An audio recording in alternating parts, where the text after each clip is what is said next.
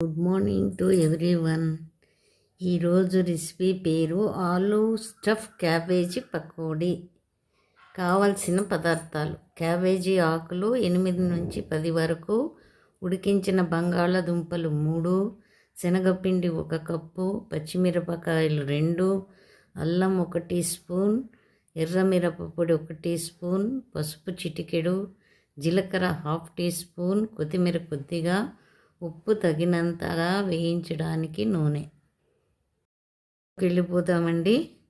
Cabbage ఆకులు వేడి నీటిలో 2 నిమిషాలు బాయిల్ చేసుకోవాలి. నెక్స్ట్ ఆలూని క్యాబేజీ ఆకులోకి పెట్టి రోల్ చుట్టడం.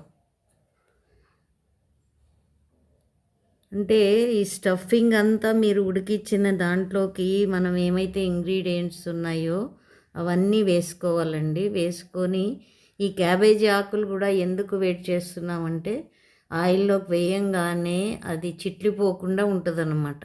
ఈ క్యాబేజీ ఆకులను వేడి చేసి బాయిల్ చేసి పక్కకు తీసి పెట్టుకోవాలి.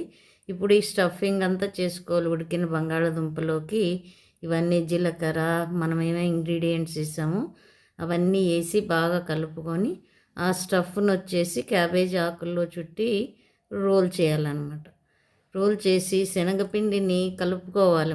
మన బజ్జీల పిండిలాగా కలుపుకొని దాంట్లోనే ఇవి డిప్ చేసి ఆయిల్లోకి వేసేయడమే. అంటే ఒక థ్రెడ్ లాగా కట్టుకోవాలి విడిపోకుండా ఉండడానికి. అది బంగారు రంగు వచ్చే వరకు వేయించుకోవాలి. ఇది టమోటో సాస్ కొని చట్నీతోటి కానీ చాలా బాగుంటుంది.